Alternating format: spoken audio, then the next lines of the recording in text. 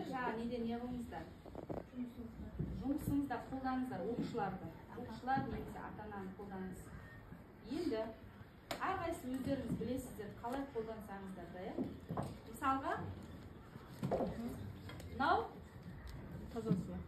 қай сыныппен істейміз, жұмыс жасаймыз деп біз Бағдат? Иә, 1-4, иә? Одан кейін қай сыныппен? Мысалға сол балдардың қазір қандай жүректері осындай аппақ тап-таза, иә? Олар еш нәрсемен хабары жоқ. ұбт деген нәрсені білмейді олар. Енді ғана, бірақ біз мамандық таңдауды сол балдарға үйретпейміз ба, дұрыс па? Міне сол балдар мынау, иә?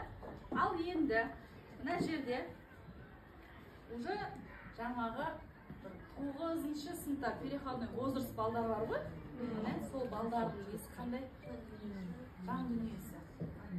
Әр нәрседен, әр жақтан алған, достарынан алған, ата-анасынан алған, өздерінің ішкі жан дүниесі.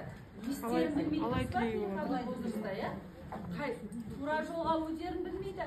Немесе қандай осындай ішкі жан дүниесі осындай балдар. 8, 9, 10 емес, 8-9-шы неде осындай балдардың жан дүниесі осындай болады. Ал енді мынау сізсіз. Сіз дейік мысалға. Енді қараңыз, осы жан дүниесі арпалып атқан оқушыға,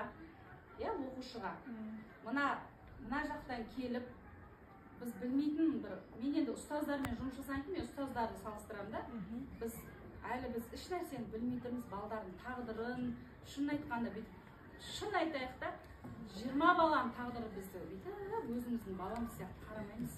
Өтірік емес ол. Біреудің баласы ғой, не қылам? Ешіне басымда ауырып не қылам деген ойда болады. Бес саусақ бірде емес, не үшін бірде емес, сондай.